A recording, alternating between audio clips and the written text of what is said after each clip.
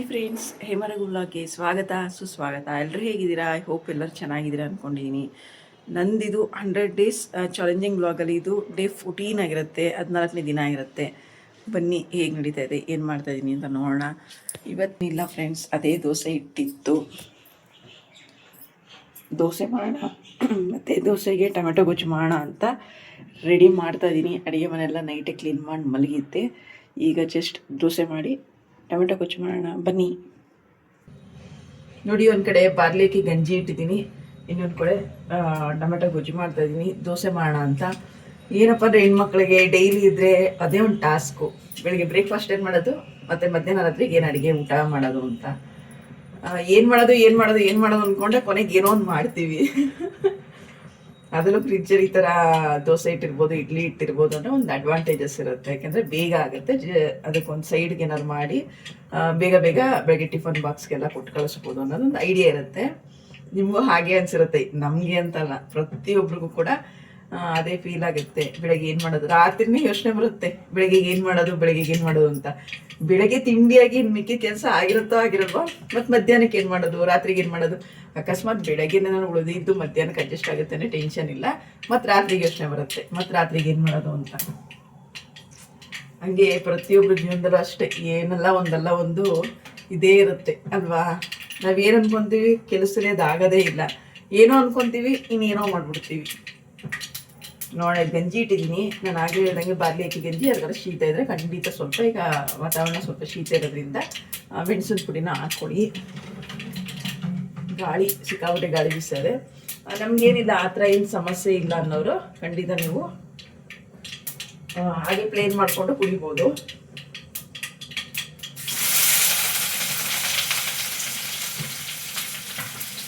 ಮತ್ತು ಅವಾಗೆಲ್ಲ ಏನು ಮಾಡ್ತಾಯಿದ್ರು ಅಂದರೆ, ರಾತ್ರಿ ಹೊತ್ತು ನೆನೆಸಿ ರಾತ್ರಿ ಬೇಯಿಸಿ ಬೆಳಗ್ಗೆ ಎದ್ದು ಕುಡಿಯೋದು ಕೂಡ ಇತ್ತು. ಈ ಥರ ಮಾಡಿಕೊಂಡ್ರೆ, ಮತ್ತು ನೀವು ಈ ಥರ ಬಾರ್ಲಿಗೆ ಗಂಜಿ ಮಾಡಿದ್ದಕ್ಕೆ ಹಾಲು ಸಕ್ಕರೆ ಇಲ್ಲ, ಹಾಲು ಬೆಲ್ಲ ತುಪ್ಪ ಹಾಕ್ಕೊಂಡು ಪಾಯಸ ಥರ ಮಾಡ್ಕೊಬೋದು, ಖೀರ್ ಥರ ತುಂಬ ಚೆನ್ನಾಗಿರುತ್ತೆ.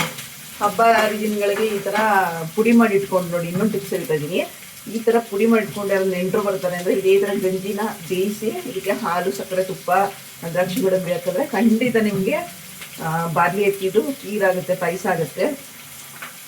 ನನಗೆ ಹಾಲಲ್ಲಿ ಅಲರ್ಜಿ ಇದೆ, ಹಾಲು ಕುಡಿದ್ರೆ, ಹಾಲು ಟೀ ಕಾಫಿ ಏನೇ ಕುಡಿದ್ರು ಕೂಡ ಜೀರ್ಣಿಸ್ಕೊಳಕ್ಕಾಗಲ್ಲ. ಹಂಗಾಗಿ ನಾನು ಹಾಲನ್ನ ಜಾಸ್ತಿ ನೋಡ್ದಂಗೆ ನಾನು ಜಾಸ್ತಿ ಅದಕ್ಕೂ ಹಾಲು ಯೂಸ್ ಮಾಡಲ್ಲ. ಜಸ್ಟ್ ಹಾಗೇ ಬಾರ್ಲಿ ಹಾಕಿ ಗಂಜಿ ಮಾಡಿ ಮತ್ತು ಮೆಣಸಿನ ಪುಡಿ ಹಾಕಿ ಕುದಿಸ್ತಾ ಇದ್ದೀನಿ. ಒಂದು ಸ್ವಲ್ಪ ಹೊತ್ತು ನೀವು ಕೆಲಸ ಮಾಡ್ತಾನೆ ಸಣ್ಣ ಉರಿಲಿ ಬಿಟ್ಟರೆ ಅದು ಪಾಡ್ದು ಆಟೋಮೆಟಿಕ್ಕಾಗಿ ಉಪ್ಪು ಗಂಜಿ ಆಗುತ್ತೆ ಅಂತಲೇ ಹೇಳ್ಬೋದು.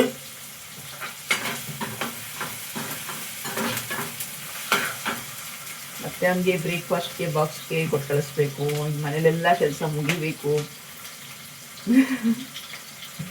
ಎಲ್ಲ ಆಗಿದೆ, ಪೂಜೆ ಎಲ್ಲ ಮಾಡಿ ಈಗ ಹೋಗಿ ಟಿಫನ್ ಮಾಡಬೇಕು.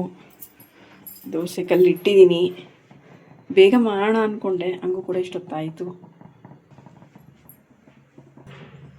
ಎಷ್ಟೇ ಬೇಗ ಮಾಡೋಣ ಅಂದ್ರೂ ಕೂಡ ಇಷ್ಟೊತ್ತಾಯಿತು. ಗುರುವಾರ ಅಲ್ವ ಇವತ್ತು, ಹಾಗಾಗಿ ದೀಪ ಹಚ್ಚಿ ತಿಂಡಿ ತಿನ್ನೋಣ ಅಂತ ಈಗ ದೋಸೆ ಮಾಡ್ಕೊತಾ ಇದ್ದೀನಿ.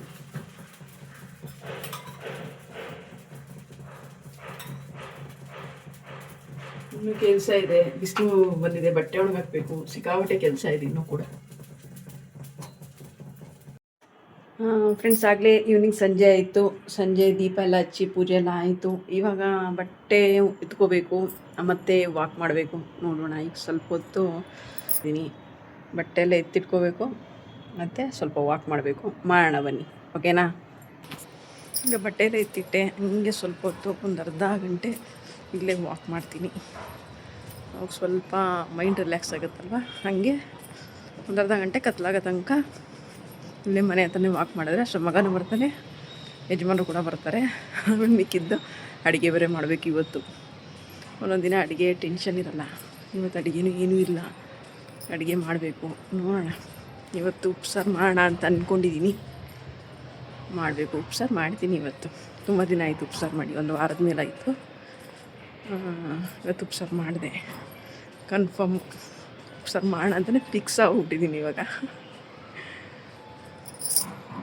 ನೋಡಿ ಫ್ರೆಂಡ್ಸ್, ಉಪ್ಸಾರು ಮಾಡೋಣ ಅಂದ್ಕೊಂಡೆ. ಪಾಪ ಅವ್ನು ಇಷ್ಟಪಟ್ಟು ತಿನ್ನಲ್ಲ, ಅದಕ್ಕೇ ಹೆಸ್ರು ಕಾಳು ಬೇಳೆ ಹಾಕಿ ದಾಲ್ ಮಾಡೋಣ ಅಂತ ಮಾಡ್ತಾಯಿದ್ದೀನಿ. ಇನ್ನೇನಾಯಿತು ಒಂದು ಕಡೆ ಮುದ್ದೆ ಇಟ್ಟಿದ್ದೀನಿ, ಅನ್ನ ಮಾಡಬೇಕು. ನೋಡೋಣ ಬನ್ನಿ. ಅವನು ವಾಶ್ರೂಮ್ಗೆ ಹೋಗಿದ್ದಾನೆ. ಸುಮ್ಮನೆ ಉಪ್ಸಾರು ಮಾಡಿದ್ದೀನಿ ಕಣೋ ಪುಟ್ಟ ಅಂತೀನಿ, ಏನು ರಿಯಾಕ್ಷನ್ ಬರುತ್ತೆ ಅಂತ ಅಲ್ವಾ. ರೋಹಿತಾ, ಉಪ್ಸಾರು ಮಾಡಿದ್ದೀನಿ ಚಿನ್ನು, ಉಪ್ಸಾರು ಮಾಡಿದ್ದೀನಿ ಕಣ. ಈ ದಿನ ಏನು ಸಾರು ಮಾಡೋದು, ಇವತ್ತು ಉಪ್ಸಾರು ಮಾಡಿದ್ದೀನಿ, ತಿನ್ನೋ ಚೆನ್ನಾಗಿರುತ್ತೆ. ಇಲ್ಲ ಕಣಂತ ಹೇಳು. ಇಲ್ಲ ಹೇಳಪ್ಪ.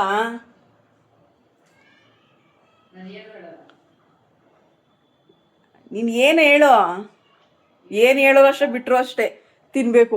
ಹೋಗು. ಗೊತ್ತಾಗೋಯ್ತು ಅವನಿಗೆ ವಿಡಿಯೋ ಮಾಡ್ತಿದ್ದೀರಾ ಅಂತ.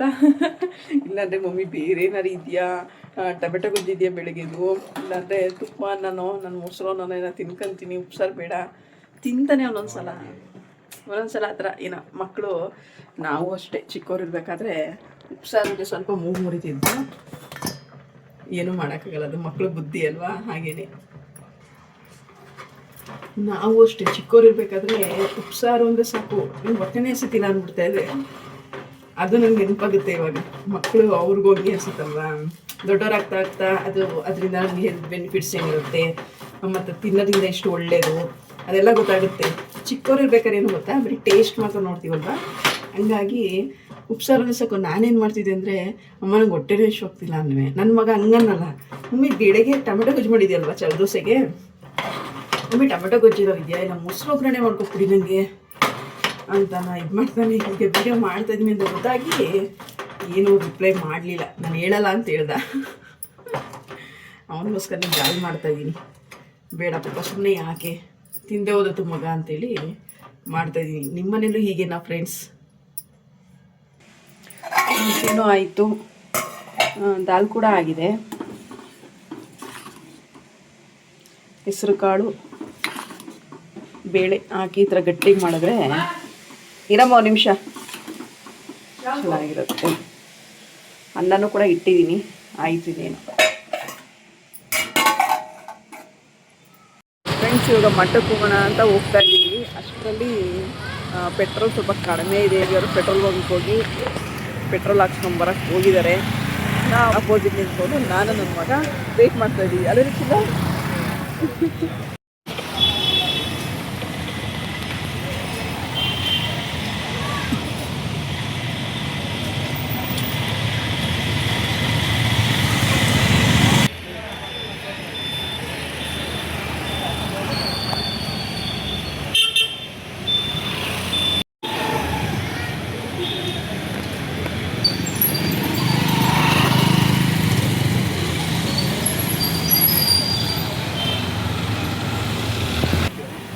ಯಾವುದಣ್ಣ ಇದಾ?